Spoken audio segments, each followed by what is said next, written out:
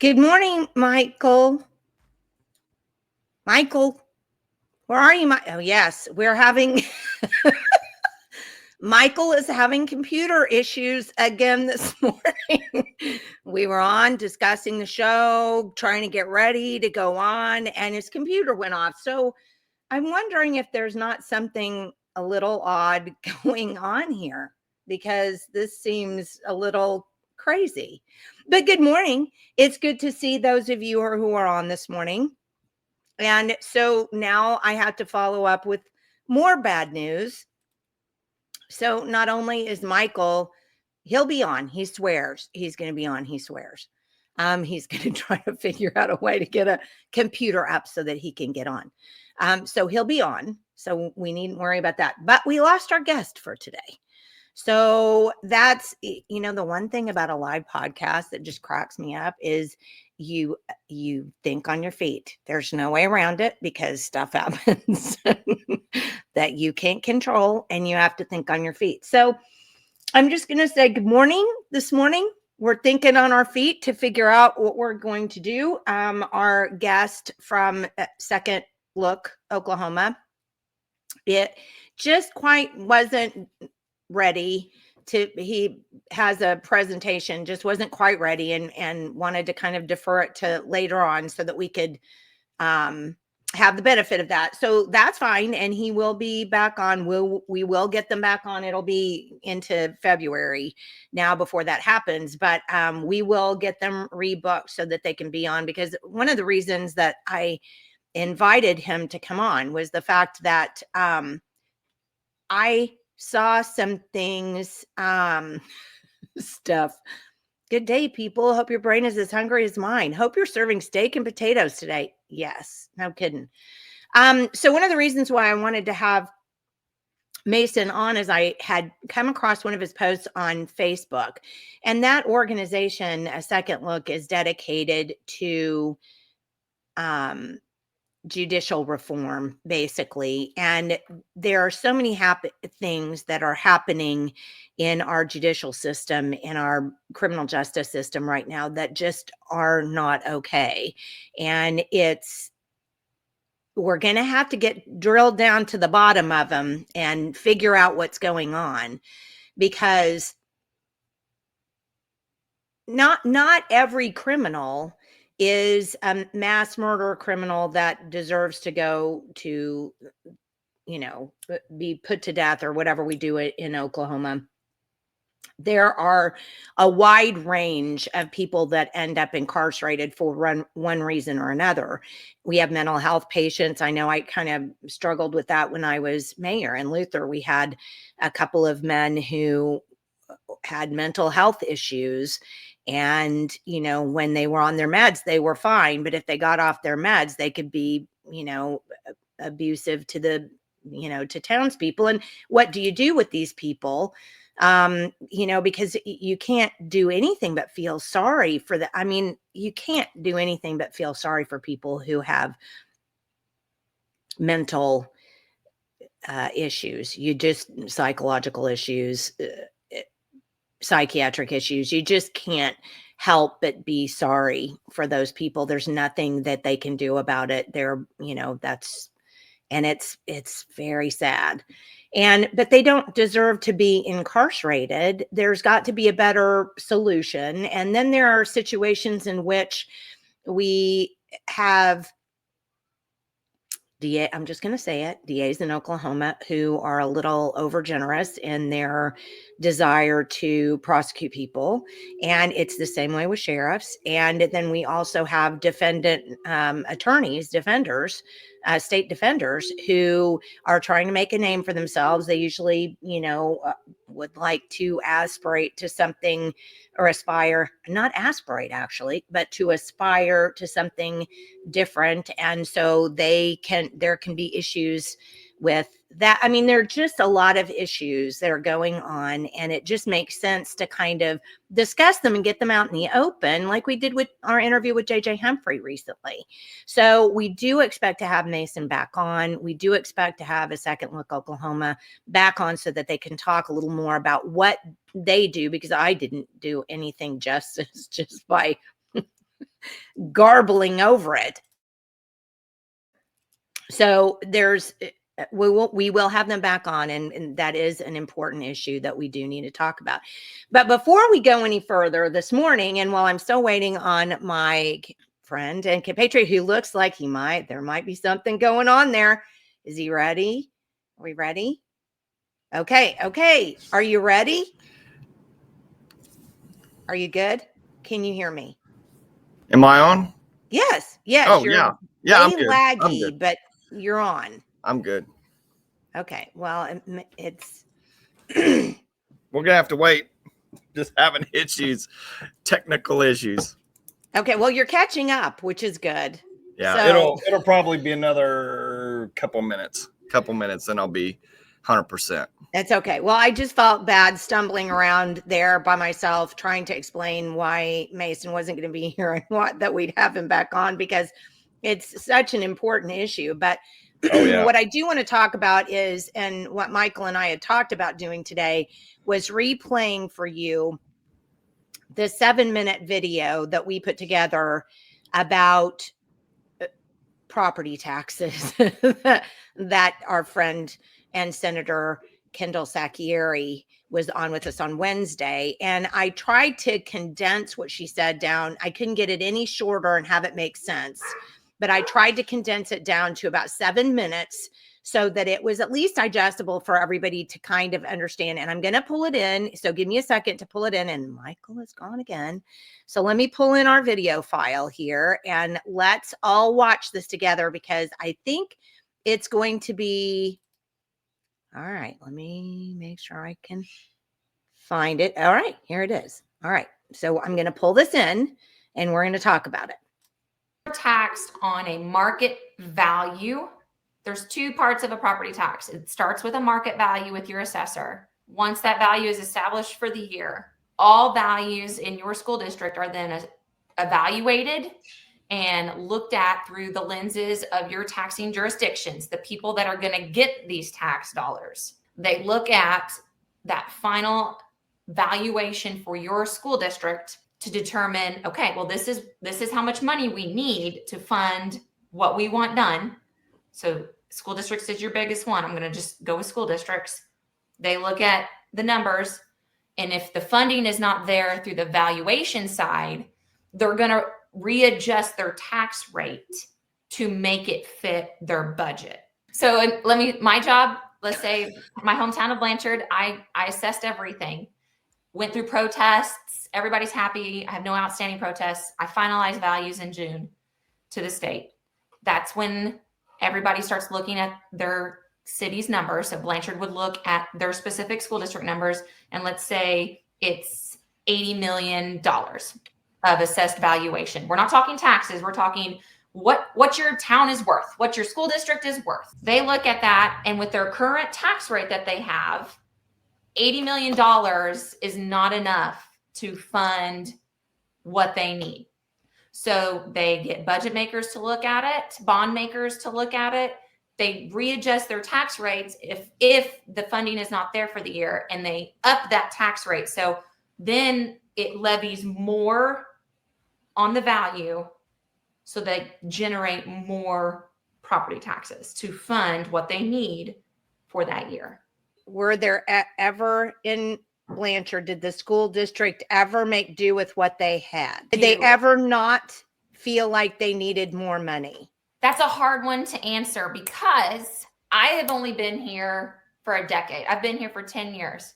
Every year since I've lived here, even before I was an assessor, property values have increased pretty much every year. 15, 16, 17, every year, the price for a house has increased. It probably was $100 a square foot.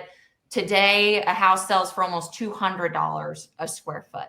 It's hard because every year that means off the top, automatically, just because property value has increased, school districts do not have to raise their tax rate because they're getting enough of it through the increase or the growth of their cities. Does that make sense? And Blanchard has boomed.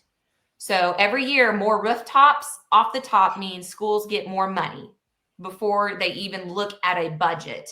Don't you think that that automatically could set up a partnership, if you will, between contractors and the school? Yes. And because if I can put in more buildings, if I put in more homes, I over here get more money.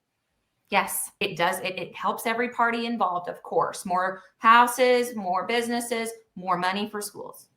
When does it ever get to be enough? At what point does a home that took $50,000 to build becoming a $500,000 home really help anybody but the school district? Because every time that valuation is reassessed, a 3% increase on your value from the year before can take place. It's not a tax 3% annually, it's a valuation 3% annually. So that's the cap on your valuation annually, right? Yes, is only 3%. It's only 3%. And people get that confused with a market value. Your market is your market. We are just appraisers at the end of the day. So if I appraise your house for $500,000 and last year the market said it was only worth $400,000, I create every year a notice and I mail those out as the assessor, right? You get a notice from the assessor in the spring to protest if you disagree with the value. But when I send those notices out, there's two numbers. It's the actual number that we say your house is worth, $500,000. Then we show what you previously were valued at, $400,000. And then we show you what your taxes currently are going to be based on with that 3% annual increase. So 400,000 times 3%, whatever that number is, that is what, it's not 500,000 you're going to be taxed at. It's the 400,000 plus the 3%. So probably $411,000. Okay. Or whatever 3% is. Let me hit what you said though. You were like, when does it stop? It doesn't stop. It's perpetual. And this is why property tax is so dangerous compared to a sales tax or income tax, because it requires a little bit of responsibility, at least in my opinion. Sales tax, income tax, annually, you have to predict the future, what's going to happen. You're not budgeting anything on the hopes that it's going to keep increasing year over year. You have to be fiscally responsible. Okay, I'm going to stop her there because I think that was maybe only one place that she wasn't very clear. And that is if you're an agency, whatever government agency you are, that are benefiting from either income tax or sales tax, your budget you have to budget by what's coming in.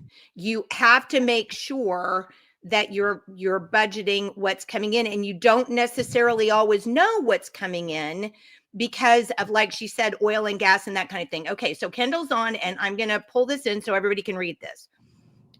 Except I want to move that, and it's not moving. All right, and as I watch this back, need to clarify this. This is when sinking funds are on the books. Pretty much every school district in the state of Oklahoma has a sinking fund. Just look at your tax bill.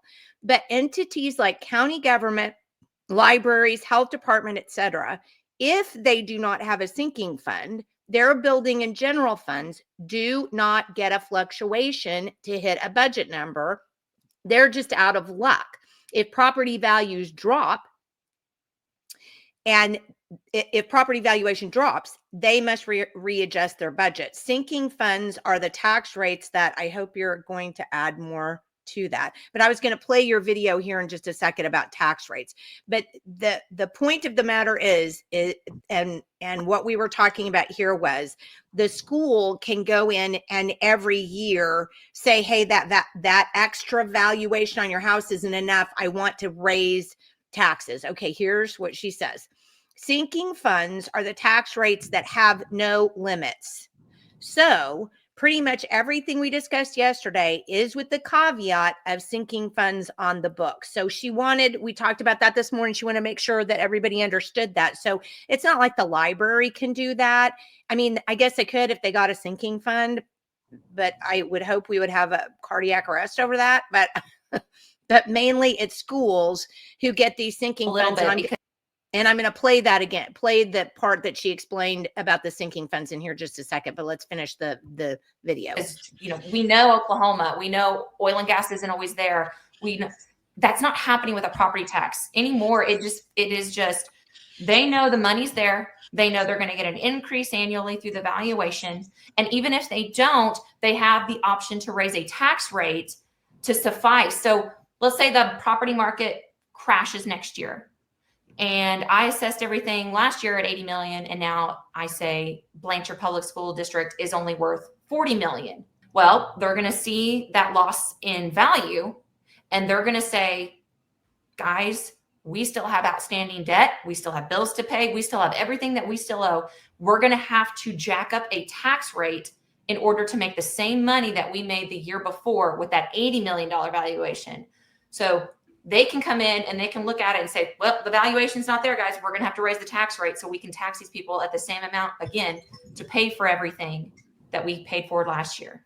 Everyone yells at me at the Capitol even right now. Some of my legislators are like, well, you should just lower the value of everything. You shouldn't have to follow the law and be a market value. And I was like, I love that theory, but if I cut the valuation in half, I don't determine the taxes. Like no one can wrap their mind around that. I just set values. And then the jurisdictions get a hold of it and say, that's not enough value. So we're going to raise the tax rate. So I thought that was phenomenal. Kendal puts in one thing, sinking funds equal bonds. Bonds only get on the books if voted on by the people or by a lawsuit judgment. And we talked a little bit about that yesterday about what happened in Kingfisher and about excise boards.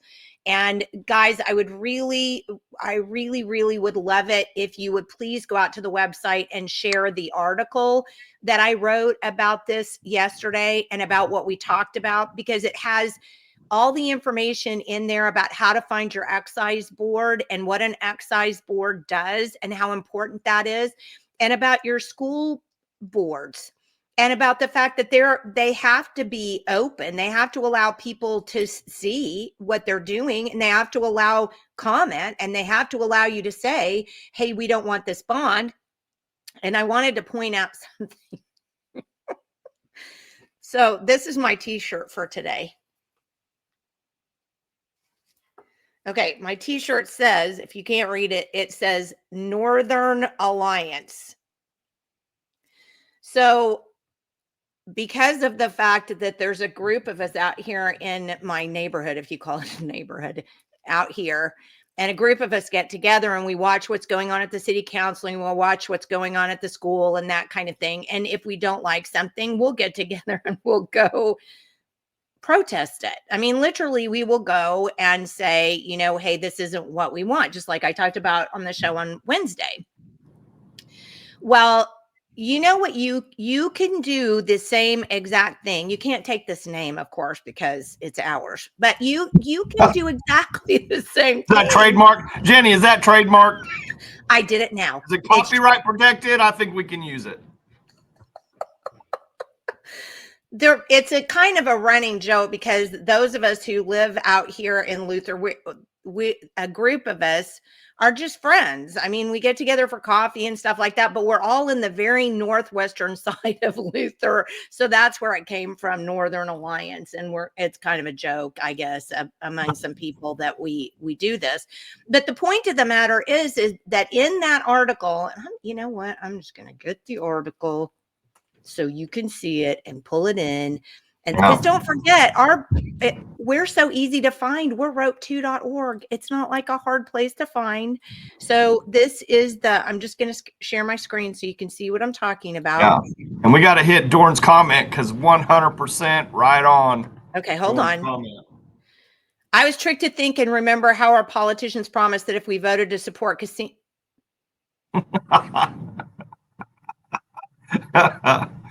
Hey, Dorn, remind me to come out there and like bring you some coffee or something and then give you a hearty high five and handshake. Yep. If we voted to support casinos, lotteries, and the marijuana industry, it would help resolve our school budget crisis and make our schools the best in the country. Ooh.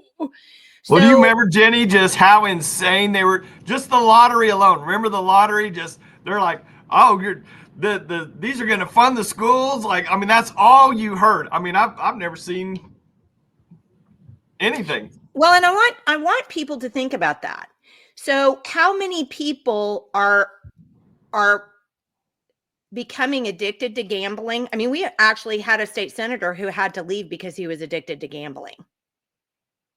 I mean, let's remember these things. There are people out there who are addicted to gambling. Every once in a while, we see an article or something pop in the news about some mom or dad who took their kid to the casino because they had to go and left them in the car while they were in there. I mean, I don't see how the benefit of a casino on families in Oklahoma is even helping public education. But yet nobody remembers all of these things, and our legislators really think we're stupid. And when they pulled that crap last year about we're creating this major investment, the biggest investment, the government can't invest in squat. Only you with your own money can invest. Now, I'm sure our state auditor or our state treasurer will be happy to get on me about that and say, well, we put our things in investments. Look at the college program. And okay, all right, fine. That's not what they're talking about. They're talking about stealing the money from us and so-called investing it in public schools. Hey, Michael, what's our return on investment in Oklahoma public schools? I'd say probably about 30% proficient in math. You know what? If that were my money and I were going to make an investment, that would be a really crappy investment. Who's going to invest in something that would bring less than 100% returns for their money? Otherwise, why invest it? Dorn said. Hang on, I got somebody at my door. I gotta grab real quick. Okay, all right. Dorn, they only invest in themselves. Not all of them, right? I mean, Kendal and Jim, we've got some great ones that are up there. Tom Gann. I mean, so there are good ones up there.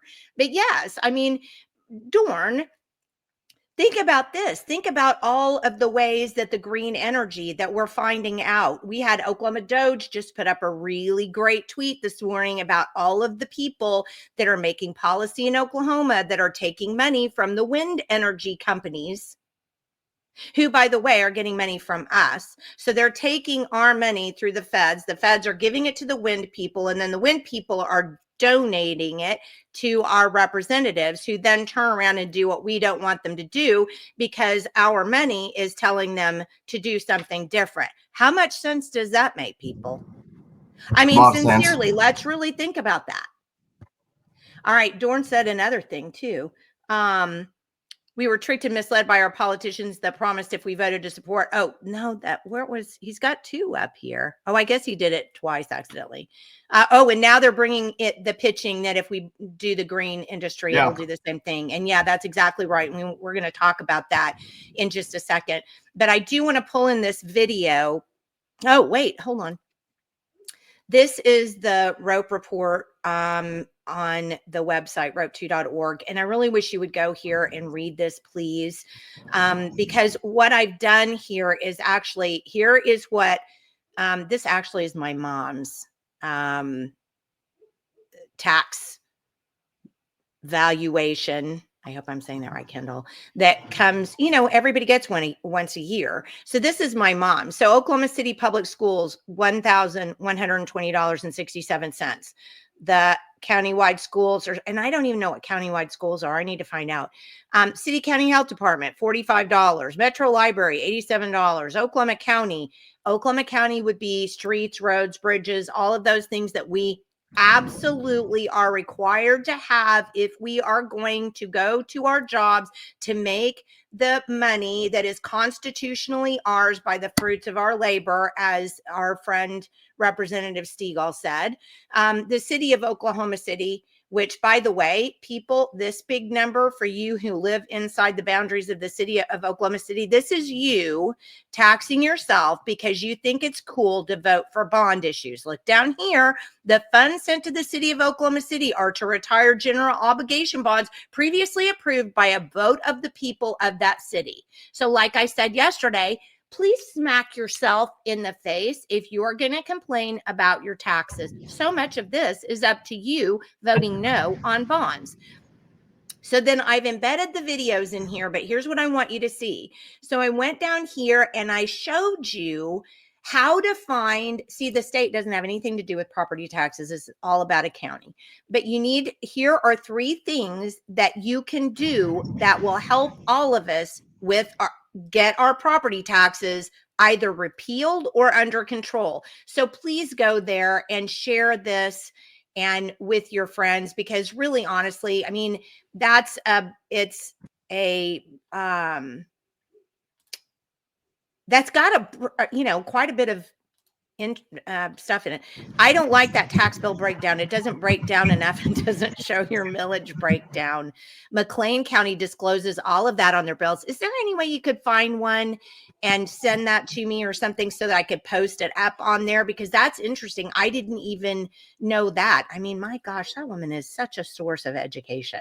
If you could do that, I would sure appreciate it, or post it and I'll put it up. I mean, whatever you want to do.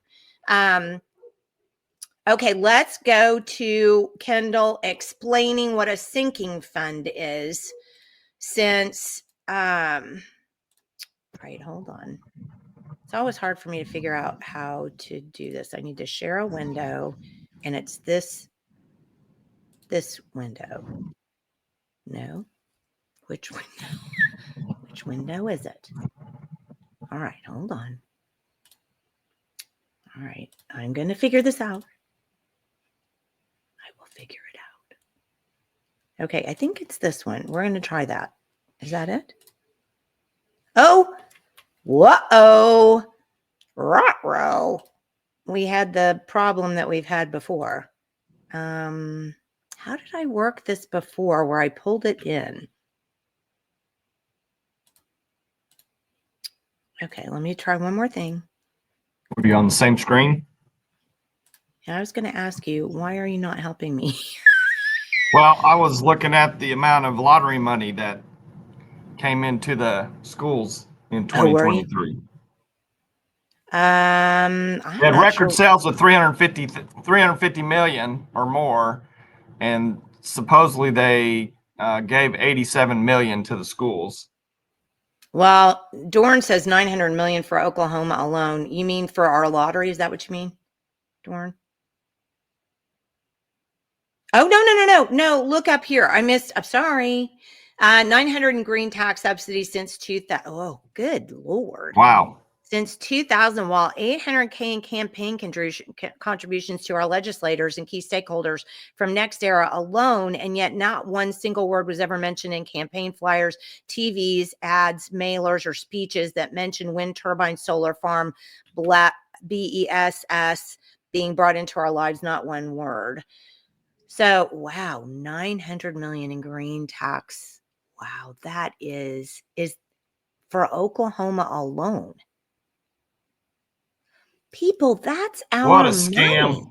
Money. Green is a total scam. Are you telling me that we couldn't have done something better with $900 million than that? Well, Jenny, don't forget, this all exists. This only exists because we print fiat money that has no backing, no nothing. It's printed to infinity. All this stuff only exists because of that. Well, and because of corporate welfare. Okay, so I'm still trying to figure out how to pull in this video of Kendal so people can watch it. And it just doesn't, I'm just having absolutely What is it? The no. 4-minute video? Right. Oh, the schools could have easily wasted that. Well, Steph, I think I might argue with you just a little bit. I would say, considering the fact that our proficiency rates are under 50% across the board, then I'm going to say that had to be wasted. Because, I mean, I think, I'm actually going to say this. I think I wouldn't object. I'm still going to object to property taxes. It's simply not constitutional. You'll never get me to not. But I would object less to the money we're spending on public schools if they were actually doing their jobs. And I have researched schools and written about schools since 2008. So I understand how the formula works and that test scores can be manipulated and blah, blah, blah. And I get all of that. But there's no way that you can manipulate test scores so badly to indicate the level at which we're sucking so badly in public education. It just simply can't happen. So that's a moot point. So if we were actually doing something with our money, like not wasting it and actually making that work for us, I don't think I would object so much. But I object to the fact that, like Kendall said, they just get an increase off the top in our property taxes every year. And then at the legislature, they get appropriated more and more and more and more money. When is it ever enough? When do the taxpayers finally go, I'm done, not doing it anymore, come and try and take my house? I mean, when do we get there? Well, that we never will, because if you had real value, if you had real price discovery, just like stock markets, everything else, if you had real price discovery, then all those future numbers would completely evaporate because there's nothing there behind them. So explain price discovery. What does that mean? Well, price discovery is what the true value of something is. It's not manipulated by an outside force saying that it's higher or lower or whatever. So, if like let's take like eggs, for example, like right now. There's price discovery of eggs has been manipulated by all this bird flu. They're killing all these chickens. So they've massively made the price of eggs go way up. So it's just basic supply and demand on a grand scale, where if you don't have any manipulation in the system, that's true free market. The price of whatever it is what it is. It's not manipulated by someone injecting fake money or doing something with a derivative of some capacity. It's the same thing with these bonds. Like these bonds would, over time, you wouldn't be able to continue to pay off the old bonds if you didn't keep raising the money on the front side to keep the tax rate going up in order to pay the bond from 10 years ago. Okay, so Kendall sent me, hey, and you know what? I bet I can do this. I'll bet you I can. Where's that video of Kendall's at?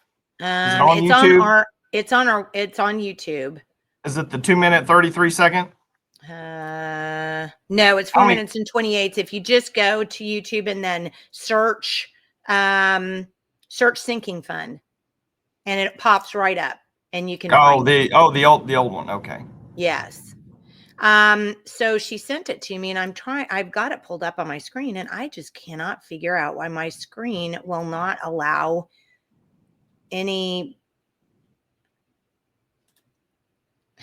why my screen will not share today. It's really weirding me out, because usually I don't have any problem with it. But it's not, it's like you and the computer. I mean, somebody just does not want us, Okay, here we go. Now you can see it. Okay, Kendall, I got it. So this is the one that Kendall just sent me. So, wow, they do break it down, don't they? Oh, wow, that is really interesting. So in McLean County, then, Notice that it says school district sinking fund.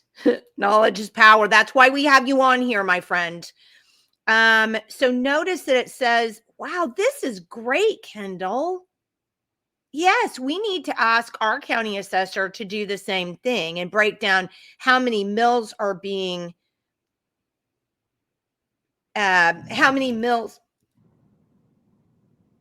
taxed for that specific thing. So look at the school district general. Look, 36 mills are being taxed. School district sinking fund, 35 mills are being taxed.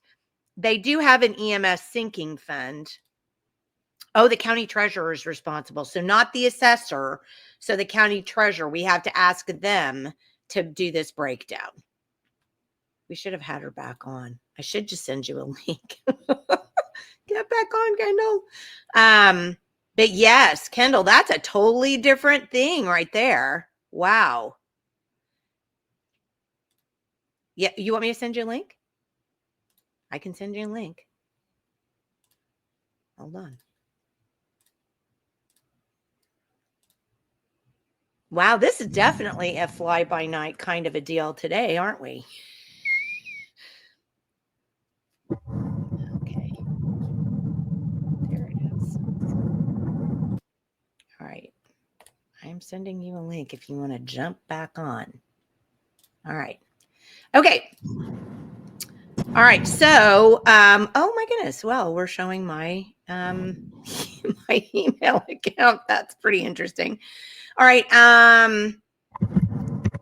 Okay. I'm still trying. Did you figure out how to get in her sinking fund video? Yep, I'll get it in just a second. Okay. So that was fascinating, that whole thing. All right, here, I guess she's going to get on here in a second since I sent it to her and she can help us out.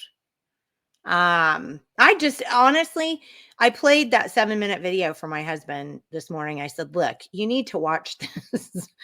And he sat there and watched the whole thing and he went, I had no idea about any of this. And I went, so that's why we did this 7-minute video, was exactly that reason. So just give me that thumbs up when you're ready and I'll pull you in.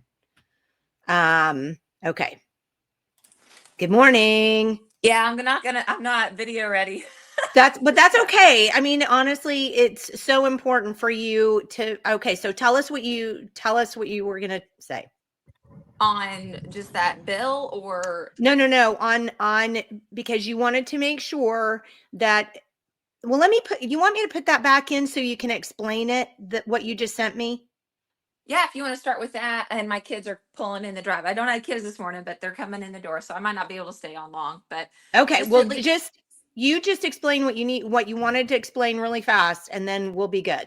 Well, I think you did very good at the beginning. I just wanted to disclose, like, it's just because sinking funds are such a driving force of your property tax, you just automatically go there because that's really what determines your tax bill and the difference in different school districts. So, but yeah, I just wanted to make clear that if a county general or if they're no bonds on the books, they don't have that free. I don't know why the sinking fund doesn't have any really oversight on it. It's just if you have debt, you can basically do whatever you want with that debt to pay it off and levy whatever you need to do. But otherwise, there are set millage rates that stay the same year over year. And that's why I wanted to show you my tax bill, because it shows you year over year what that millage rate breakdown is. So you can test it. You can see who's asking for more, who's always doing with what they can and not asking for an increase.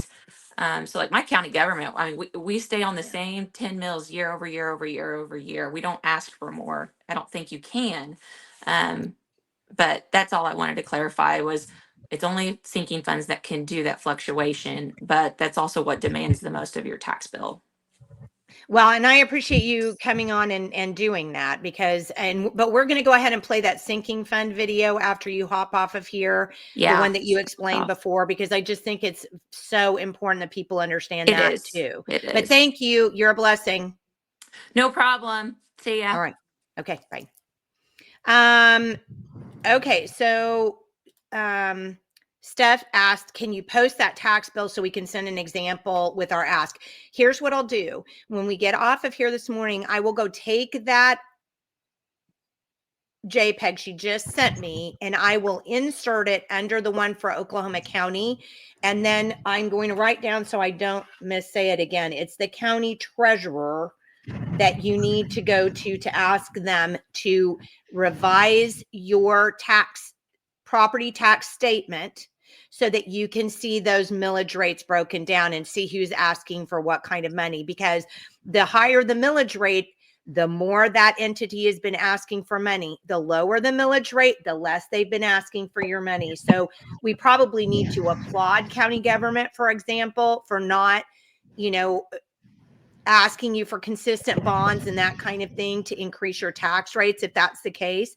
So this was just really great information. And yes, Steph, I will absolutely make sure I do that. And I will put that next to underneath the tax bill that I put in there on the blog. So you can go back and look and say, here are 2 examples. I want to see one that looks like this green one. All right. Okay. Thanks so much. And then, I'm shocked learning all of this. It's one thing I never did a deep dive into. And I appreciate you saying, no, I'm sorry that you're shocked. That's not what I'm trying to say, but I appreciate you saying that because, I mean, Michael, you and I are desperately trying to do podcasts that are going to provide information to people that they have to have that they're not ever going to hear from somebody. I mean, isn't that accurate? Yeah. Who wants to really talk about this stuff? Because the government sure doesn't want you to know. Yeah. The politicians don't really want you to know. The schools, like you said, the schools do not want you to know that they're in control of your taxes. That's for sure. I guarantee you, Jenny, the school board members don't even know it themselves. See, I completely agree with you. And why? It's because OSSBA doesn't train them in that. Well, why would OSSBA not train them in that? Yeah. Because they don't want them to know. Yeah. Well, think about this. I've been to a lot of school board meetings, and you literally watch these guys that come up to give their bond presentations.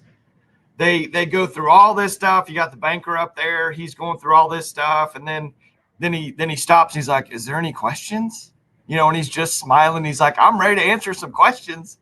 Guess what? No questions ever. Nothing. But why?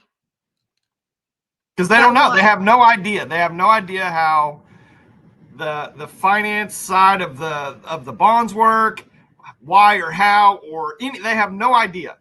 They just okay, sign me up. Get this guy out of here as fast as possible. Check the box. Yes. See, I think I embarrassed Kendal yesterday because I was all over you're so great. And, but here's the thing. This woman was a teacher. She didn't know about being a county assessor. She just knew that what was going on there. She thought there was a problem and she learned that all herself. Yeah. And then because she was a teacher, it's easy for her to teach us that. Yeah. But here's the thing. We are capable of doing that same thing. We just choose to be ignorant.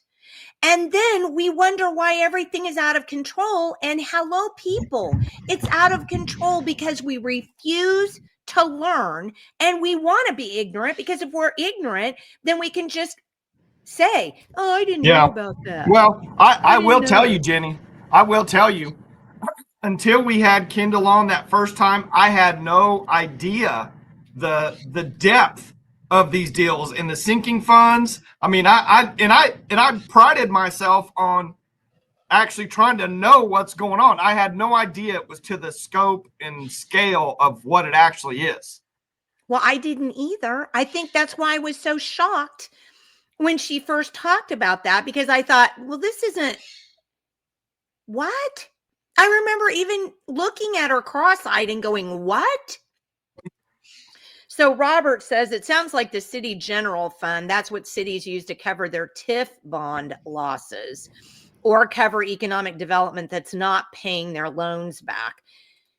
But again, if you go to city council meeting, right, Robert, which you do, I know you do, that's how you find these things out.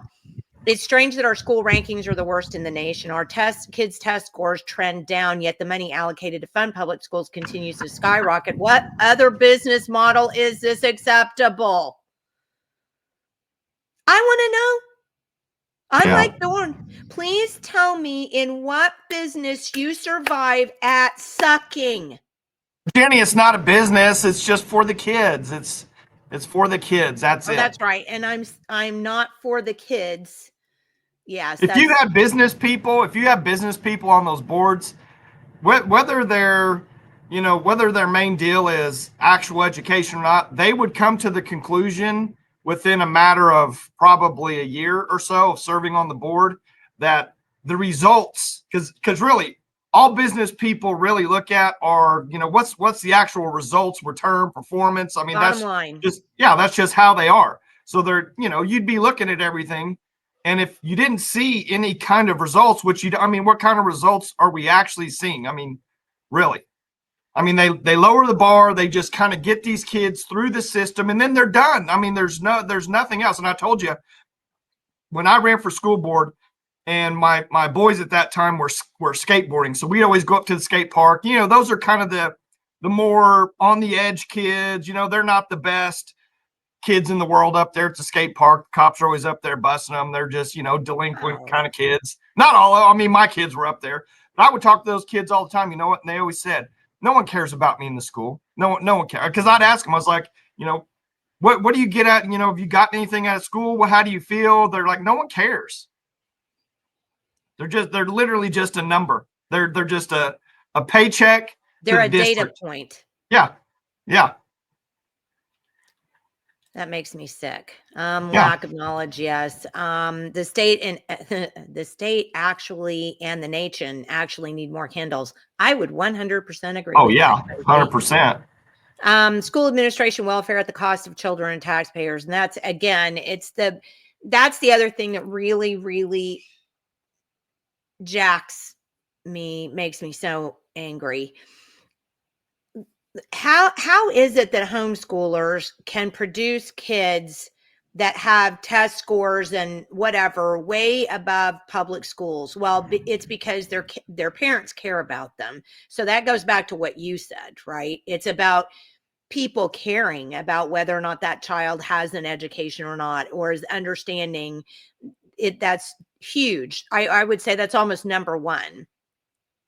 Number two is the curriculum that we use. It's not watered down with DEI and a bunch of, esoteric garbage. It's actually focused on facts and, facts. It should just be academic. I mean, how hard is it to actually have academic and scholastic material in your curriculum? Well, it's not. I mean, it's super easy. I can go out and get it for you. I mean, it's just simply not a hard thing.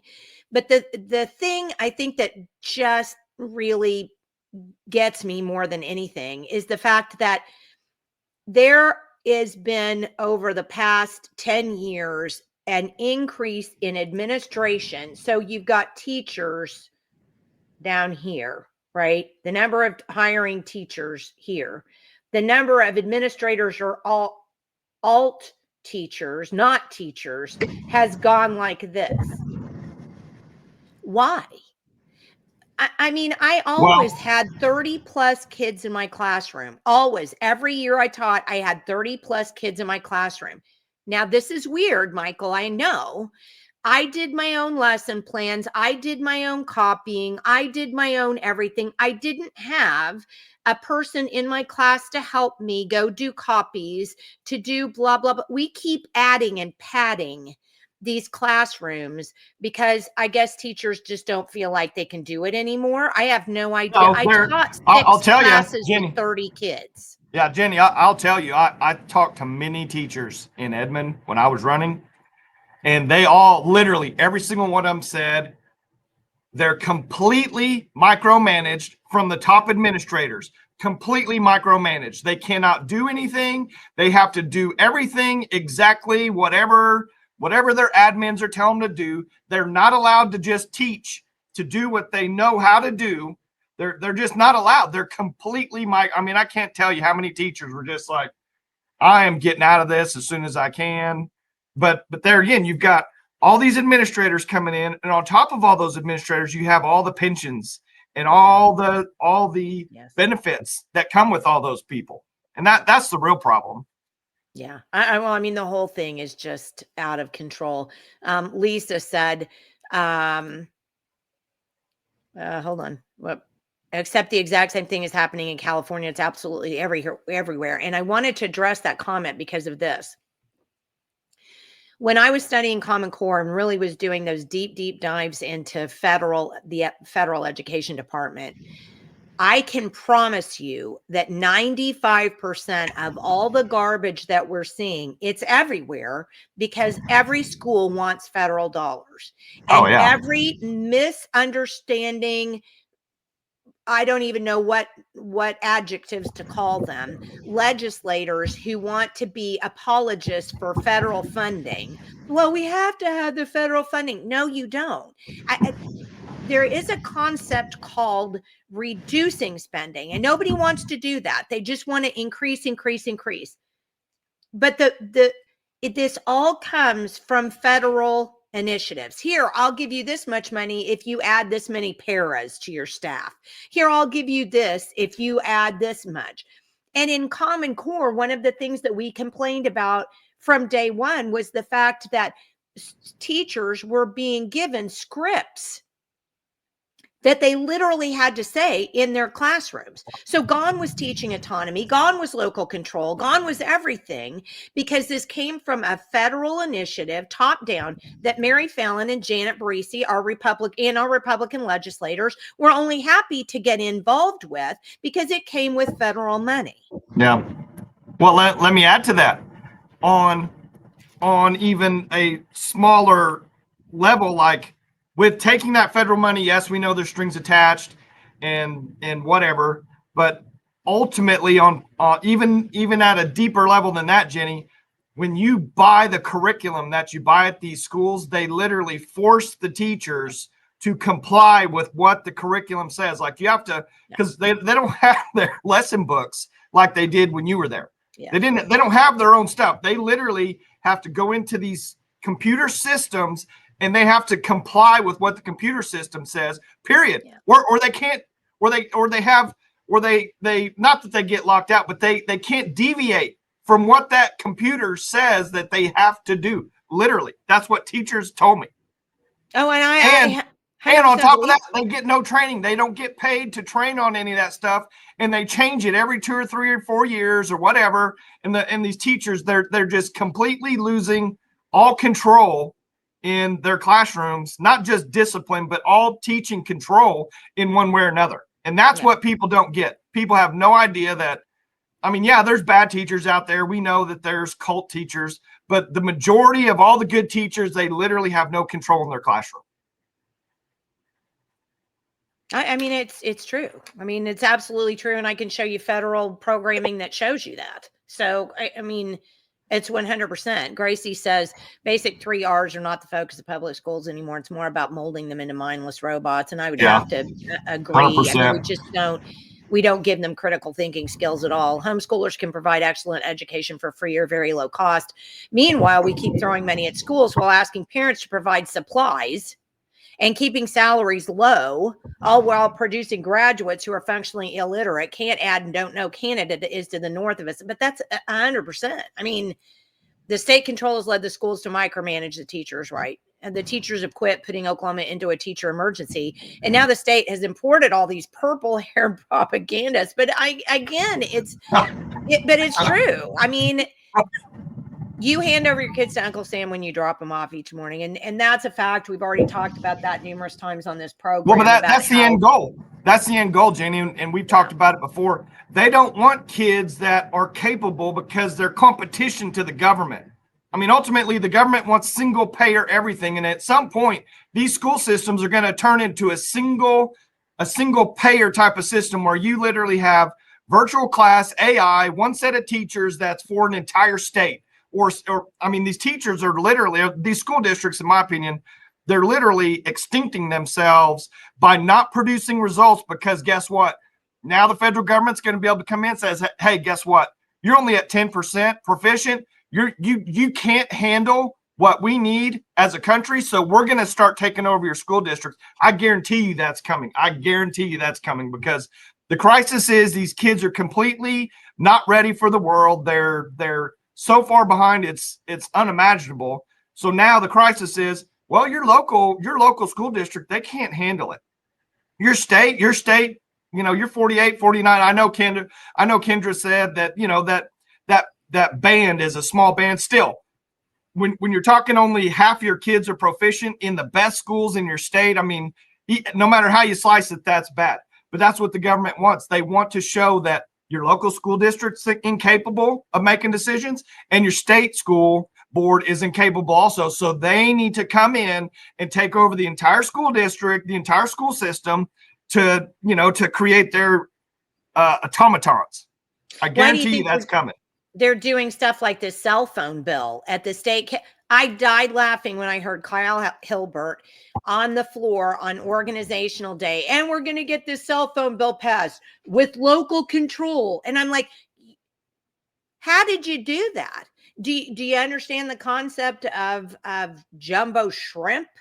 I mean, you can't say we're going to do this at the state level, but we're going to have local control. It doesn't work that way. You either have local control or you have state control. Yeah. Why people don't get this? And guess what, people? We want local control. We don't want the state telling us what to do. We want to be able to tell our cities and towns what to do, what's best for us. We want to say the same thing about our schools, but yet we have school board members who won't get educated in any of this stuff. We allow the OSSBA to tell these people all kinds of stuff that isn't even really, I mean, I'm going to say this. The teachers that we've talked to have told us that OSSBA is telling them that the superintendent has all the power, and that they're not being explained that how school boards actually work and what the autonomy of a school board is. I can't say the other thing because I don't want to go there, but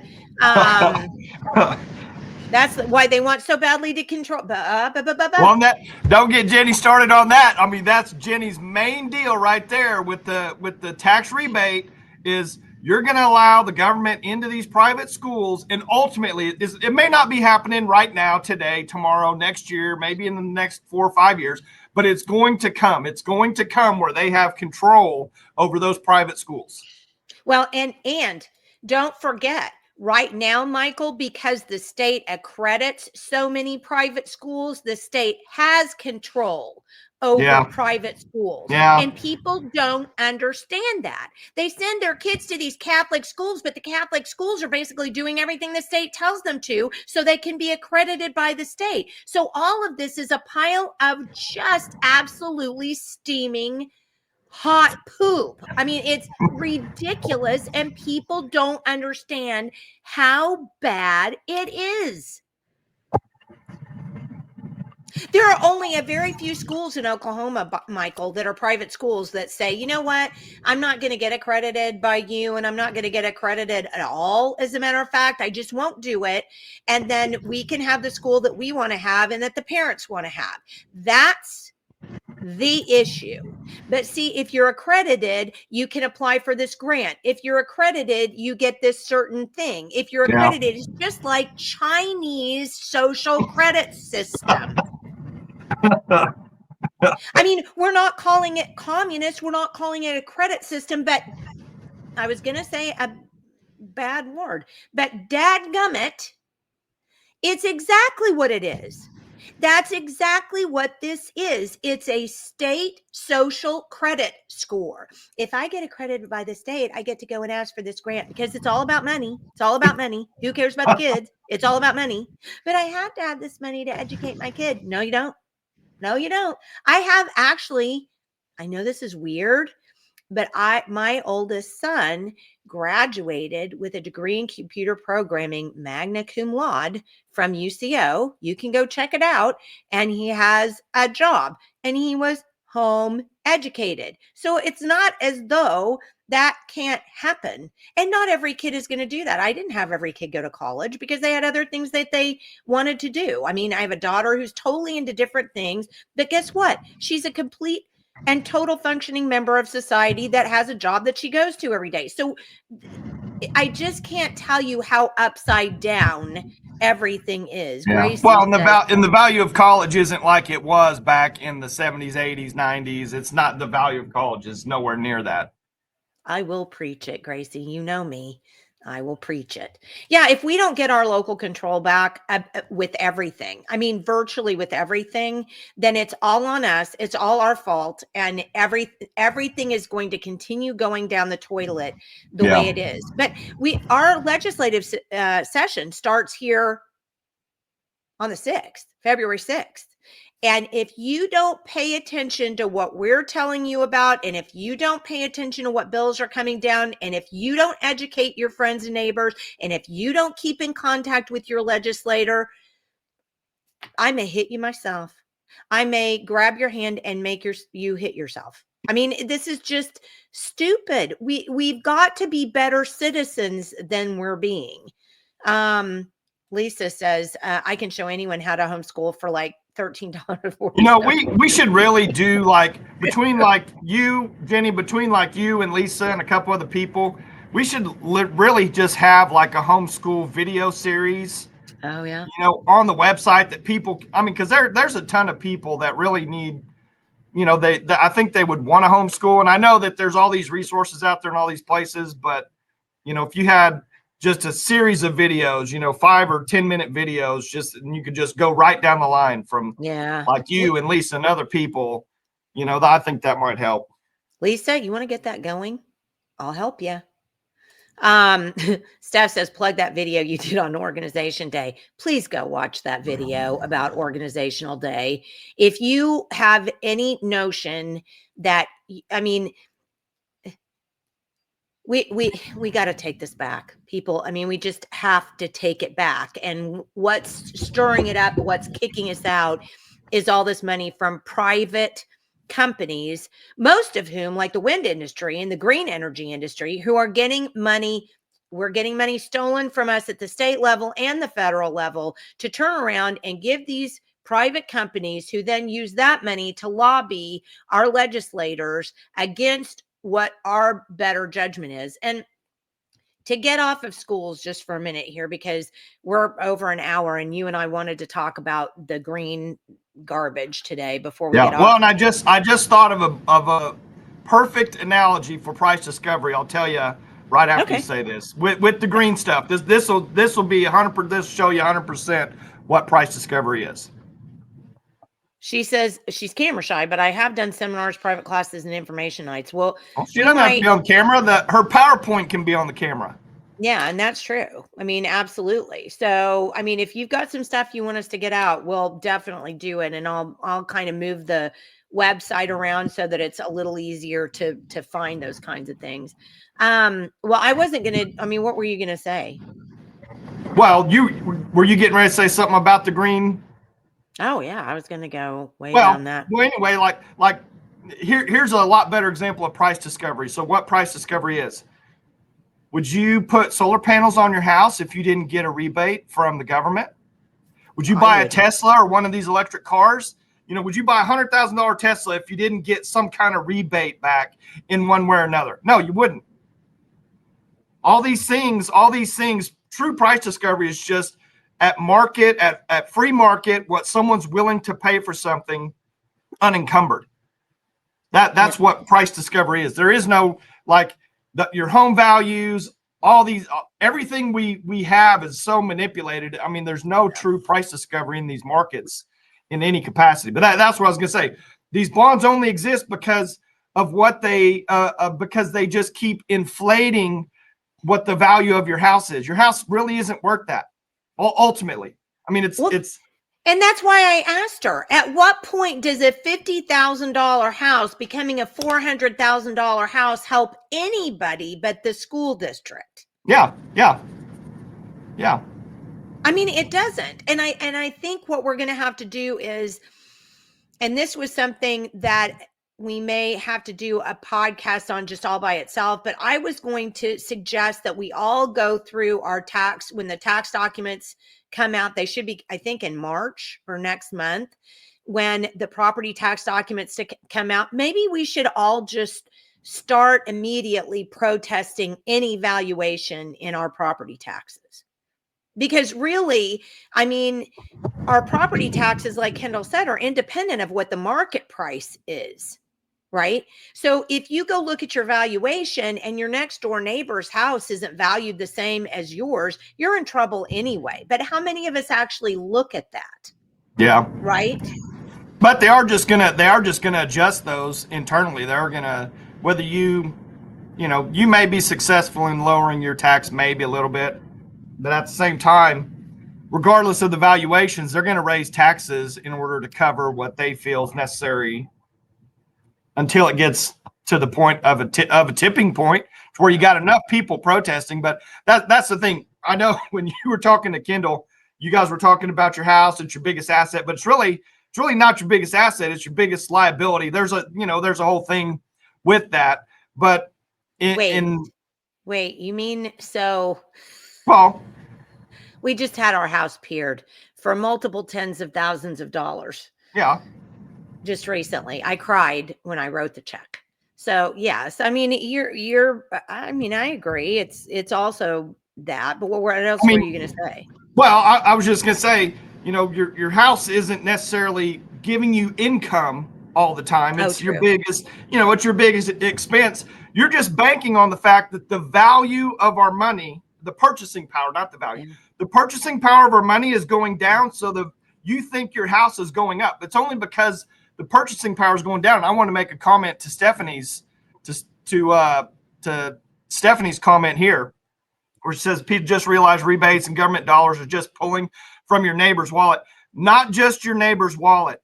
It's pulling from your kids and your grandkids. They're bringing all this future, every dollar of debt that they print every single day, which is hundreds of millions of dollars, they're pulling future money into now. That's how it works.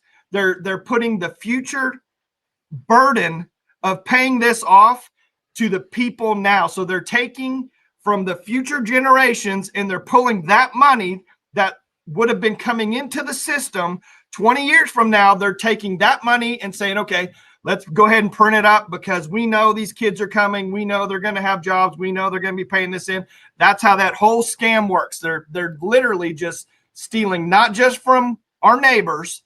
It's from our kids, grandkids, and the numbers are so big. It's unfathomable now, how much those debt numbers really are. I mean, it's so hard. And I've told you this before. If you just count in seconds, a million is literally 11 days to count to a million is 11 days. A billion would take 32 years to count to a billion by seconds. So a trillion is 32,000 years. And we're talking hundreds of trillions of dollars in debt that's really out there. Well, and Steph also made another good comment. Houses depreciate. It costs to keep them at value. And that's, I mean, that's very true. I mean, as I well know after having my house piered. Let's get back to this because this is another thing that I think, and Dorn said, it's not the green scam, it's the green scum. That's true. One of the things that I wanted to talk about today, because it's, you and I have talked over and over about the fact that it's upside down world, right? I mean, so many things that are wrong today used to be right. And those things that were right back then are wrong now. And I mean, things are just so upside down. And I was really struck by that fact just recently. When Dorn knows this, he was on the same conversation. Dorn and our friend Sandra and I and Kim and a couple other people were on a Facebook post about green energy and about talking about the windmills and that kind of thing. And a Representative Chris Banning actually used the word tree hugger when he was talking about us, and made the comment that we are against free market economy, the free market economy, and we're essentially tree huggers. And first of all, I do hope that it's very clear that the green gunk has nothing to do with free market economy. It simply cannot. You just explained that brilliantly. If our money is being stolen from us and then turned around and given to these people, and whoever they want. I mean, it's not like they're giving it to everybody. It's not like COVID money. They're just giving it to whoever they want. They're picking, winners and losers, essentially. That's not free market anything. And just like you said, really, how many people go buy Teslas without the rebate, or put solar panels on their house without the rebate? Anything that's getting a rebate, as Steph just said, a rebate isn't a rebate. It's all money that's stolen from us that they're giving us back. So the green agenda simply cannot be a part of the free economy. I mean, and just look, remember when we talked about Next Era, here's their website. It's just solar panels for miles. They're one of the nation's largest capital infrastructure investors. But the main deals come down here. This is what it's all about. 651% return in the last 15 years. That's what it's about. This is not actual, them creating a marketplace in a free economy. This is literally our money going to their investors. That's what this is. 100%. 100%. So those investors, the shareholders, are people that are getting our tax dollars back. Yeah. Yeah. Because of all the green legislation, these guys have the answer to this. They've got the solution to the problem, and they're big corporate owned entities in one way or another. 650%, Jenny. I mean, that is insane. Insane. And what's crazy is it's not like Costco. So I looked up the price of Costco stock the other day because I thought, $650 a share for Costco stock. I mean, the investors in Costco, I mean, they're not, as far as I can tell, they're not benefiting from government subsidies. They may be. I'll have to go look at Costco and see if they got ARPA money or something. But the point of the matter is that people shop at Costco. That's where they make their money. They return that to their shareholders, the people who own money in their company. That's not the same as the green stuff. And I just want to go, we got a number of comments. Is this why the asset value of a non-lease signer property next to a wind or solar complex does not depreciate, but the asking price significantly does when trying to sell it? Yeah, that's true. I mean, government funded is not free commerce. Exactly. What solutions does government provide? That's a good. The progressive Republican good old boys are looting from the future, banking on the fact that people approving TIFs, bonds, and federal green subsidies are too stupid to understand the consequences. 100%. You know what, Whitney? That's absolutely, 150%. I'm going to go even higher. Sold 150%. Yeah. But the thing about it is that so many people don't care. They don't want to learn. They don't want to listen to our podcast. They don't want to listen to what we have to say. They don't want to hear this stuff. They just want to be able to either complain or do nothing. Yeah. So there you go. But let's think go about back this. to the tree hugger thing. So when I was so I got a bachelor's and a master's in biology. And when I was in college, so that was in the 90s, late 80s, early 90s is when I graduated. I graduated with my master's in 92. And we were inundated with the green garbage. I mean, I've talked about that before. And I certainly fell for that. That was the time when they had the Northern Pacific owls, and, the activists were spiking trees, and, a logger would hit it and it would bounce back, and they actually killed somebody doing that. And so that's kind of where they called the name tree hugger came from, people who cared about those trees in the Pacific Northwest, and, were actually activating, to do something that was injurious to other people, which I'm not talking about. This is hysterical. Why would Steph says on replay 2.0 speed Jenni is hilarious. I thought it was hilarious just as a rule, but okay. I'd love to see me it too. Anyway, so environmentalists got an extremely bad name because they were doing things that were injurious to other people. And as a matter of fact, the guy from Greenpeace, remember Greenpeace, who started Greenpeace? He stepped away from that organization. Number one, because they were doing injurious things, but number two, because then they decided to buy into the whole green scam. And he knew that there was really no such thing as man-made global warming. I'm not saying global warming. I'm saying man-made global warming, totally different thing. Well, so now just because we don't want our tax dollar spent on something that is you cannot recycle these things. If you're talking about wind turbines, for example, you can't recycle solar panels either. They're trying to, and there are some groups that are trying to recycle the parts that are inside solar panels, but they haven't gotten there yet. It's not a really good science.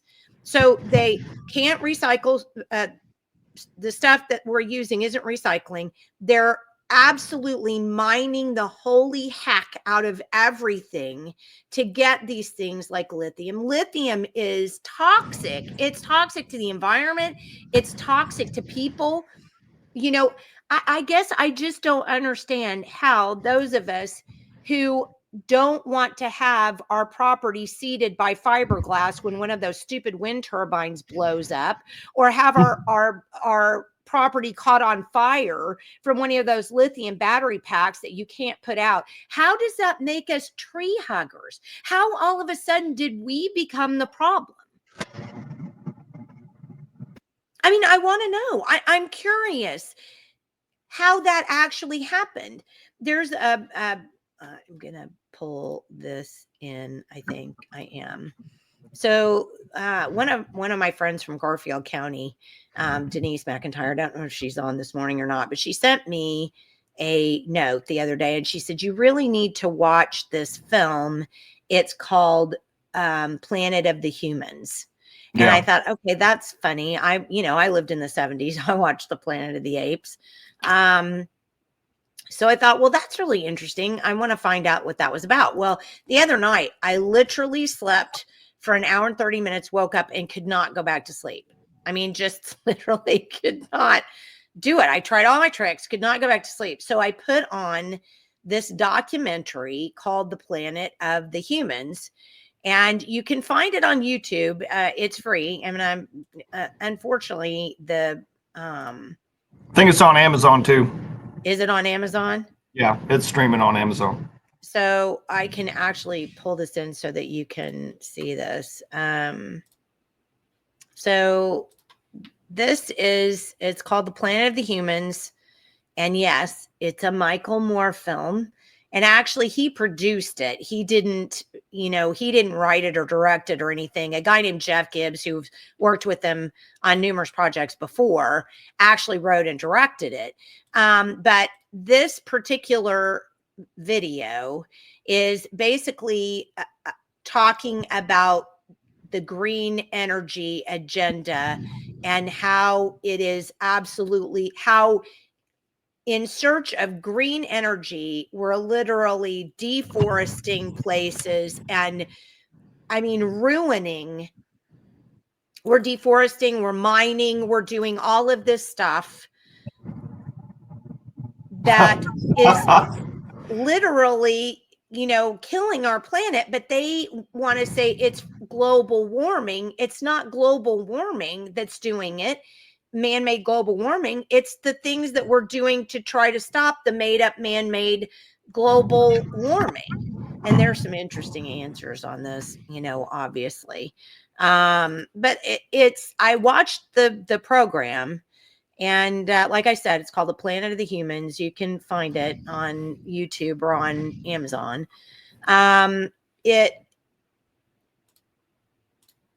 It was very disheartening to me and discouraging. And I'm going to pull something else up here. Years ago, when I was writing regularly for The Federalist, I wrote an article that I'm going to pull up so you can kind of see it. I mean, I've written quite a few things on that.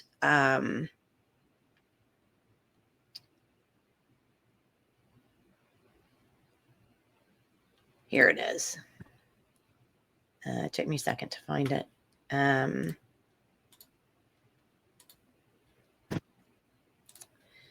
So this was the article that I wrote. How living in chaos makes it impossible for us to run our lives and our government. And in this particular article, I mean, you can go out and find the article and read it. But I'll be right back, Jen. All right. But about, I don't know, 3/4 of the way down, I inserted about 3 paragraphs from the Whittaker Chambers book called Witness. I've long begged you guys to read that book because it's just fascinating. But his foreword to that book is beyond important. And I actually do want to just read to you. These are paragraphs written by Whittaker Chambers. The farm was your kingdom, and the world lay far beyond the protecting walls thrown up by work and love. It is true that comic strips were not encouraged. Now, I think he wrote this in I think it was published in 1954, and I think he wrote it in 1948, something like that. It's true that comic strips were not encouraged. Comic books were banned. The radio could be turned on only by permission, which was seldom given or asked. And you saw few movies, he says, addressing his children, but you grew in the presence of eternal wonders. There was the birth of lambs and calves. There was also the death of animals, sometimes violent, sometimes slow and painful. Nothing is more constant on a farm than death.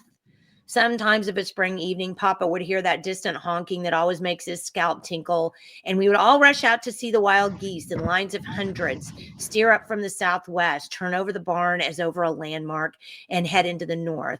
Or on autumn nights of sudden cold that sent the ewes breeding in the orchard, Papa would call you out of the house to stand with him in the now celebrated pumpkin patch and watch the northern lights flicker in the electric clouds on the horizon, mount, die down, fade, and mount again until they filled the whole northern sky with ghostly light in motion. Thus, as children, you experienced 2 of the most important things men ever knew: the wonder of life and the wonder of the universe, the wonder of life within the wonder of the universe. More importantly, you knew them not from books, not from lectures, but simply from living among them. Most important, you knew them with reverence and awe. I'm tearing up. I'm sorry. That reverence and awe that had died out of the modern world and been replaced by man's monkey-like amazement at the cleverness of his own inventive brain. Sorry for losing it there, but I think it really does bother me that we just don't. I mean, in the course of trying to find ways to employ ourselves and to better ourselves and to make more money, we're losing the parts of ourselves that have made us human, the parts that God made to make us part of a community, part of a planet, part of all of these things. And we just frankly lost that. And it's so embarrassing to fall apart on your podcast. But I I can't impress upon you how important this is. I was talking to somebody the other day, and they said, and because I had posted this on my Facebook page, and a person wrote in and they said, you know what, Jenni, anymore people are just scared of nature. So many people don't even want to go outside. And I think that's kind of where we are. If you have kids who are sitting in front of a video screen all day, and by all day, I mean at school. I mean, just like you said, they're not outside. They're not looking at, they're not even creating groups among themselves. Sometimes they're not even talking to one another. They're on some kind of a piece of electronic paraphernalia, and they get the belief that that's what life is, and that's where life functions, is on this piece of paraphernalia, and not out in the real world. And one of the things that I've said, oh God. Lisa said, I think time I see at least we know you're human, Jenni. You're human. I know that was, and Lisa says, don't be embarrassed. I'm crying now too. It ain't pretty, by the way. Well, mine wasn't either. And because I use natural mascara, it will run. But the point of the whole matter is we've removed, there's something in biology called a carrying capacity.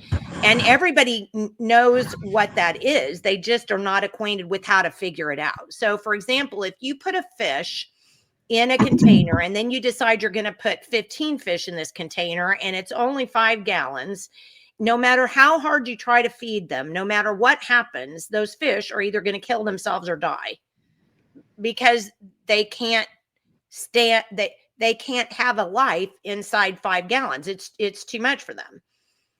What I think we're doing right now is what we found out during COVID. How many people went to the store and couldn't find what they wanted to buy? How many people did that? I mean, well, I'm so frustrated. They don't have this. Exactly. They don't have this. They don't have that. Back in the old days, your community was where you bought your staples, where you bought the things that you needed. It was inside your community. So you had farmers inside your community. You had, people who were working inside your community. You had things that you could get to. But what we've done to ourselves, and it's human nature, you can't get around it. Well, I want this. I want to have pineapples. I want to have this. I want to have that. Well, so what we've done is we've created markets that aren't in our region, that we're then having to subsidize to make sure that we can get what we need from the markets that we can't create in our own spheres. And the more that we want, the more that we have to take over. And the more that we have to take over, the smaller the planet becomes. And it's not me trying to be a tree hugger or whatever. We're not teaching kids about nature. We're not teaching kids about their place in nature. We're not teaching kids how to be good stewards of what we have. And if you live on a farm like I do, you know how much you can create for yourself. You know that. And you know it's a finite amount, and it's not pineapples. And well, I do have a greenhouse, but and I'm growing oranges, but you know what I'm saying? I mean, for the most part, we can only have basic things, but we don't want those basic things. So we have to go out and find other ways to do it. And it requires massive amounts of energy, and it requires massive amounts of destruction of the planet in order to get that. And all I'm saying is we need to learn to work with nature to come up with to satisfy our needs. That's all I'm saying. I'm not saying we shouldn't have needs. I'm not saying we shouldn't have jobs. I'm not saying any of that stuff. But I'm saying, for example, AI is completely unnecessary. It's completely unnecessary. Nobody needs it. We've lived for multiple thousands of years without anything like that. It's going to result in the destruction of jobs, the destruction of more environment, because it's absolutely outrageous how much energy it costs to run these things. It's absolutely ridiculous. And at some point we're going to have to say, you know, that's not what we want. But too you late. pointed out over and over again that once the money guys get involved, you're out of luck. Yeah, it's too I late. mean, I don't know. I don't know what to say, but I feel like this is all spiraling out of control very quickly, and it's going to be our kids that are going to get the brunt of this, not us. Yeah, I mean, I hate to think that like Generation X is the last generation that actually experienced real humanity, but it's almost coming down that track, Jenny. And I tell my kids this all the time, and I mean, I'm like a broken record. They probably just get sick of hearing this, but I tell them all the time, I don't want them to derive their happiness from a device, from the internet, from a video, I don't want them to constantly have to depend on technology to derive their to get their happiness. I want them to go do something, read something. Sometimes I take my youngest son and we go sit out in front of one of my cypress trees, and I'm just like, Mason, just really look at the bark. Look at the pattern of the bark and where it's rippling. Just really look at that. Think about the magnificence of that. Just think about it. And not that that's some, tree hugger deal, but the thing is, if our kids are being trained 100% to derive everything from technology, and to turn that around at this point, Jenny, I mean, it's almost, but that's the ultimate plan. You were talking about community. What flashed in my head, you were thinking about, your local self-sustained community. You grow your food there. You get, you do your work within the community. It's the 15-minute city. It's the technology piece of that. It's the 2050 agenda. It's that whole deal. We're replaceable now. Humans are becoming replaceable. They don't need us anymore to facilitate anything. And I want to make another point. Well, I'll say this one last, but think about the whole green side with California, how insane they've been all these years with all the toxins and just complete insanity, but yeah, whether there's a conspiracy on these fires, they were allowed to happen, the reservoirs drained, there's a million things kind of going around. I think that it was allowed to happen, in my opinion, in one way or another. No matter how you look at it, is allowed to happen. But think of the amount of toxic material that's been put into the air that's going to go and land all in the valley, go land in all the food supply where they grow all the stuff. We're talking like one of the most toxic things on the planet is when you burn PVC, it releases a dioxin. A dioxin is literally one of the most toxic forever chemicals on the planet forever. I mean, and think of all the PVC in all these houses, all the plastics, all the man-made materials. It's not just trees or wood, that's going up. You have massive amounts of man-made materials. All those things are going in the air. They're going all over the place. So what's California done for us? What good has come out of all of their stuff they've done for the green, for the planet all these years, when all they're going to do is put more poison into the entire world food supply for forever now. I mean, those things those dioxins, you can't get rid of them ever. You got to look it up sometime. I mean, it's insane what dioxins can do. It's the same thing about the forever chemicals that are in the humanure that they come and pump out here on us, on landowners. And by the way, we are going to have Shane Jett and Sandra Treywick and Jim Shaw on the 5th to talk about the humanure thing and the humanure bill that Jett and Shaw have that are coming up to kind of, help us out with that. There are a couple of one more point on green energy, long, but what is being critically being overlooked, and that these energy companies are taking out mortgages on these 40-year lease projects to fund their project and operations. They're borrowing on 40,000 acre agricultural land now at a higher value being sold for industrial use.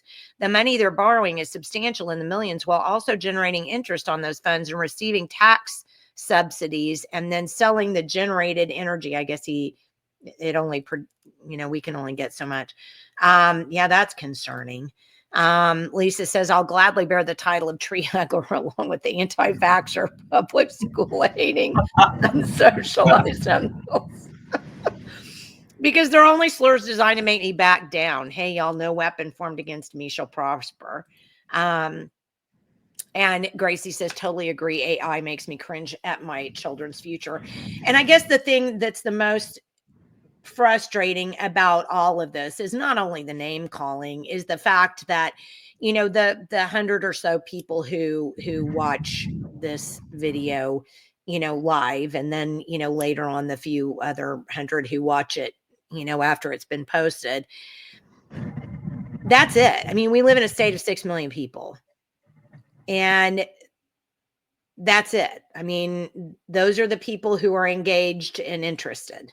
And it is very true that a small minority can do way more than a silent majority.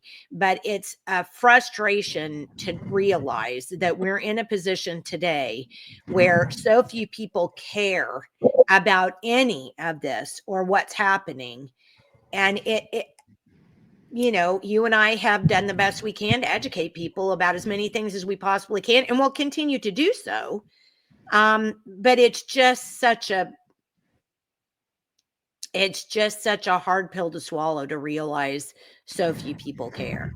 Or if they care, they're, MAGA, but they don't even know what that means. Yeah. And they don't know what the real problems are. Yeah. I mean, we have 65% of voters who voted for Donald Trump, but they can't tell you what's wrong with the green agenda. They can't tell you why, wind turbines are bad. They can't tell you they don't know what's going on with their public schools. It's just, it's a frustration. Gracie says, I was thinking the same. It saddens me that so few are trying to enlighten themselves. And so basically what's going to happen is going to happen. I think I've talked about this before.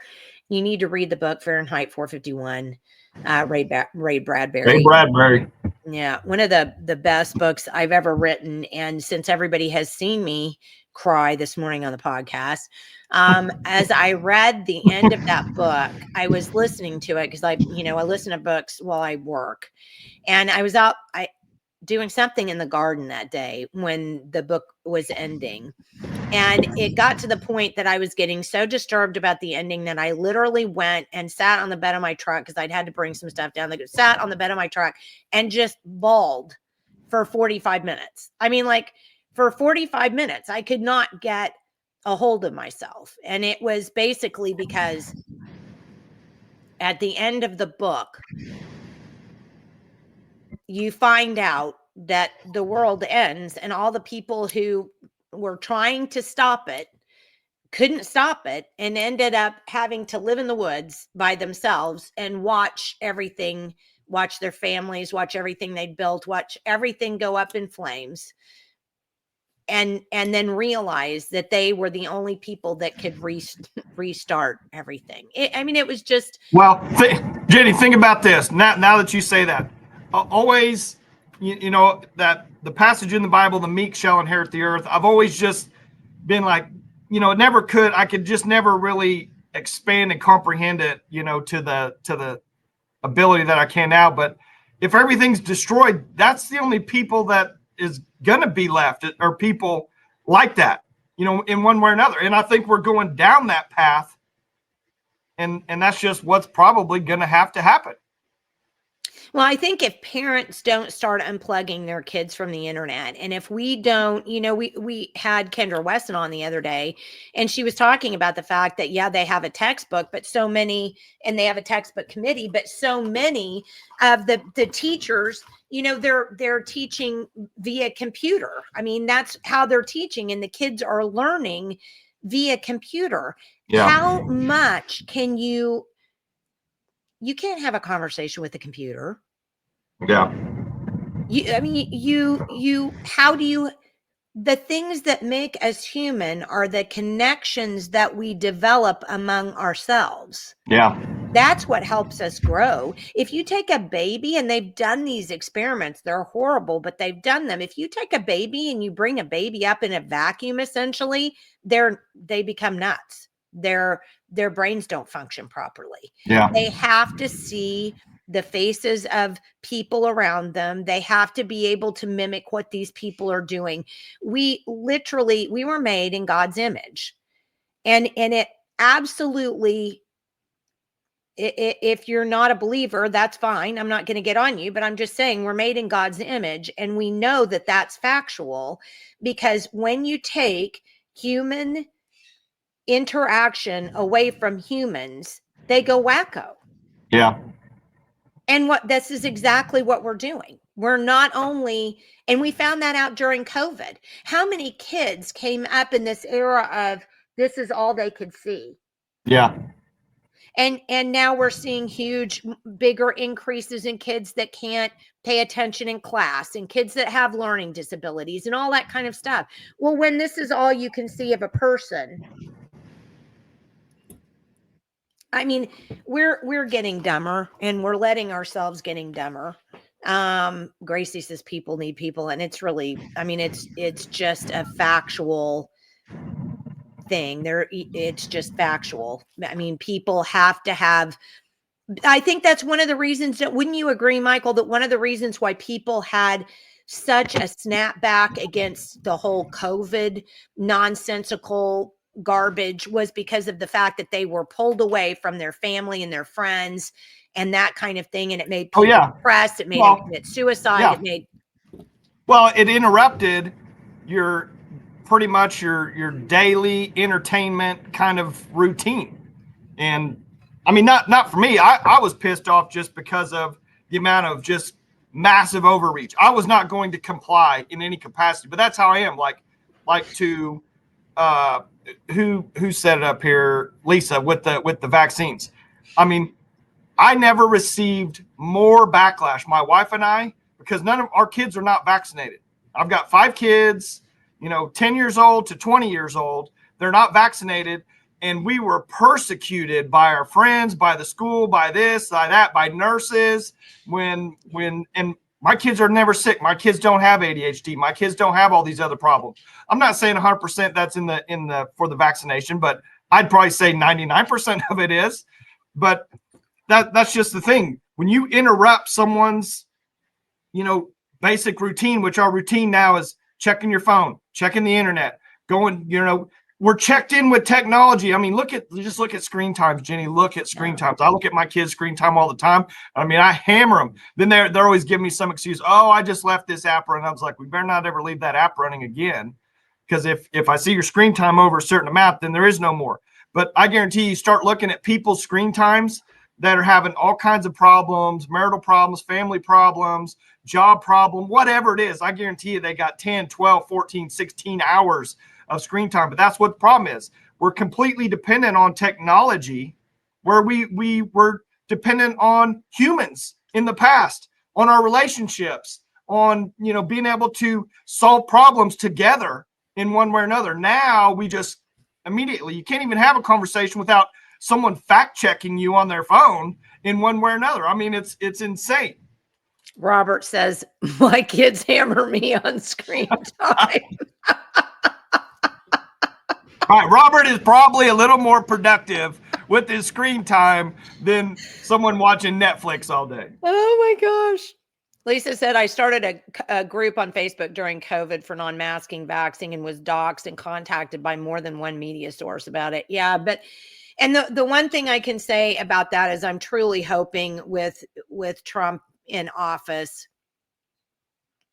so many things are going to change. I mean, I've seen it. I've seen Hollywood. I mean, Mel Gibson, for Pete's sakes, is out there, hammering California administration about the fires. I mean, it feels like, at least in terms of free speech, we're finally starting to turn a corner where we may get some of our personal liberties back that, we had arrested from us when we were, under all that ridiculous, nightmare. Well, it was definitely an eye-opener. No doubt about that, Jenny. Definitely an eye-opener. Kim says, Dorn and I are going to go back to rotary phone hung on a wall with a 25-foot cord.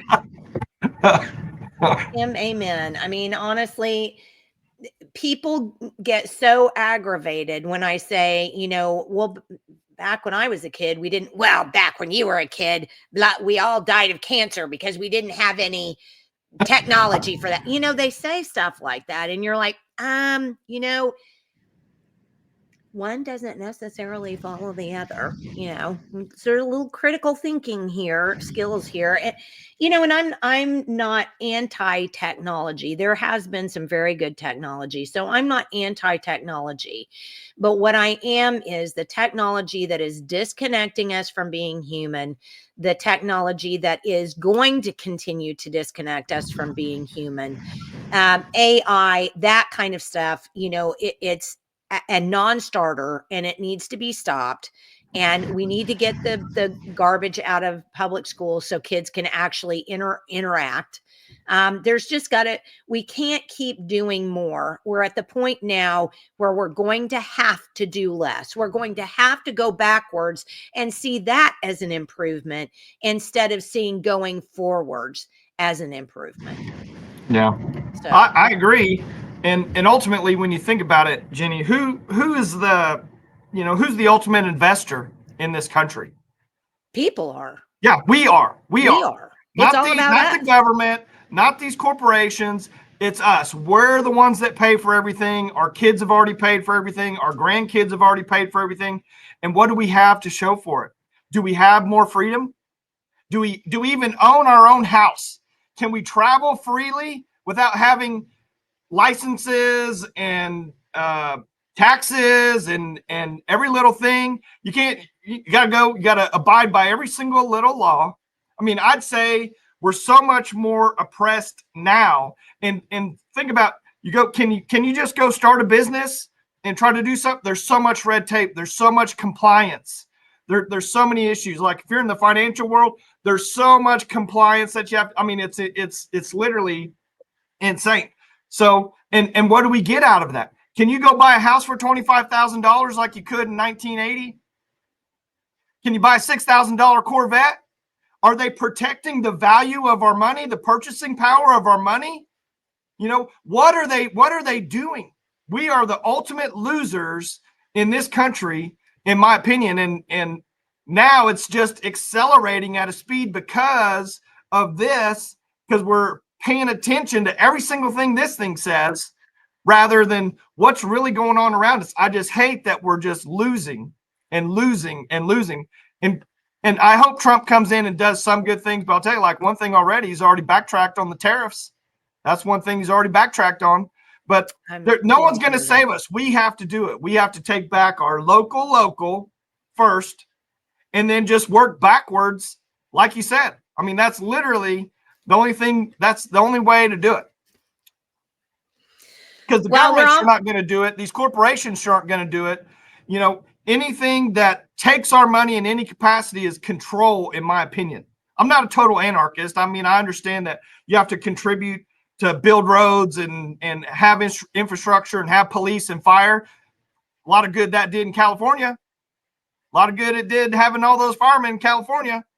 So you pay your taxes and then the policies override your safety. That's basically what it is. And,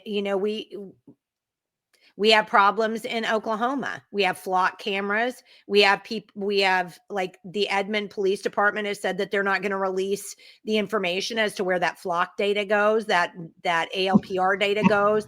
I mean, we have so smart many meters on your house.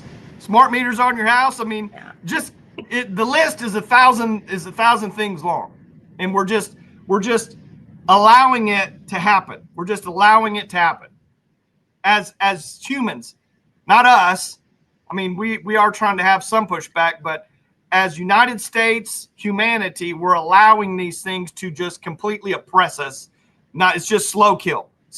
Like, people don't even realize that, you shouldn't be paying this, or you shouldn't be doing this, or you should just be able to say this if you want to say it. No, and it's like we talked about before. People think it's a huge burden to have to go to their city council meeting one night a month. Yeah. One night a month. And Yeah. it's like Kendall said when she was on Wednesday, and she said, we have a republic, ma'am, if you can keep it, but you can't keep your republic if it's too big a burden on you to get your butt out of your chair and get off of Netflix or whatever it is you're doing and go to your city council meeting. And if you really cared, and let's say you had to work and you have a night job, you can take time off to do that, but people don't want to do it. They don't see it as important. They don't see it as something that they need to do.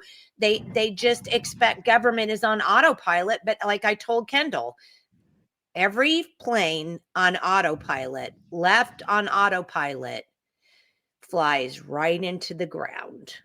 Yeah. Yeah, you're right. Yeah. And you know what? Even though I've always been kind of anti all this stuff, I mean, my real wake up call was when COVID happened and you didn't even have medical freedom in any capacity. I mean, I know friends that were literally fired from their jobs because they wouldn't take a shot.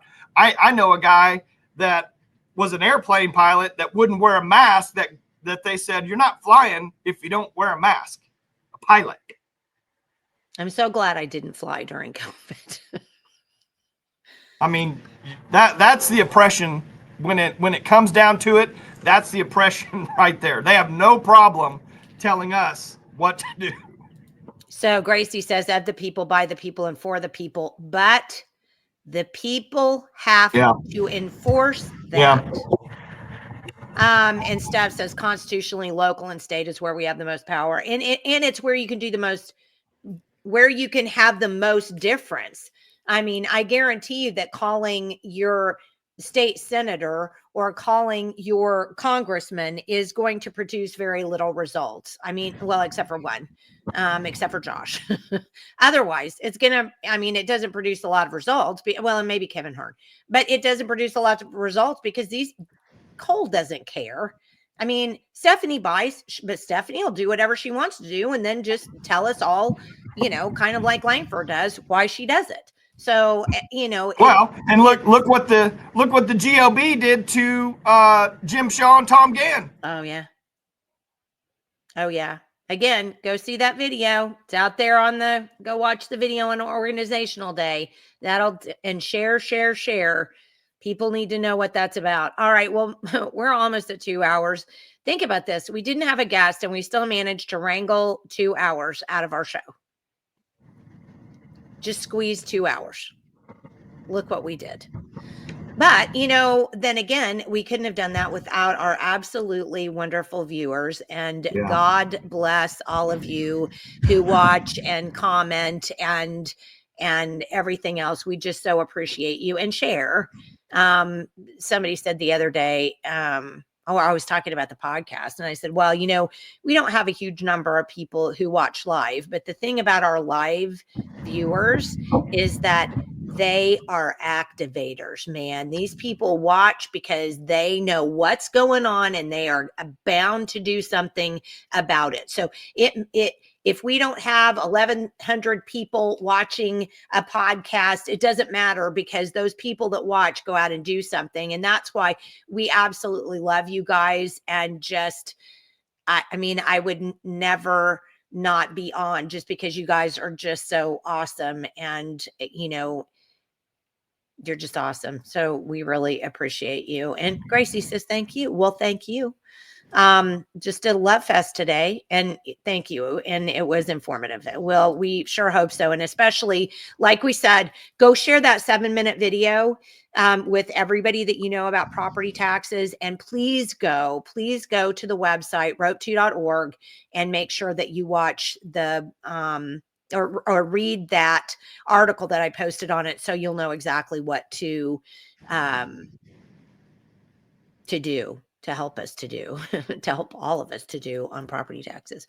All right. Anything before we get off of here, Michael? No, I have that 4-minute video Kindle up if you want to play it. If not, we can play it. Okay. We can play it some other time. No, why don't we do it just to end? Because then at least if people want to, they can catch it at the end of the video. It'll be easy to find. So let's just go ahead and do that. Yeah. Now I'm on a different I'm on my laptop. So make sure to tell me pretty quickly if the sound is going or not. Okay. No sound. All right. Well, Can't do that then.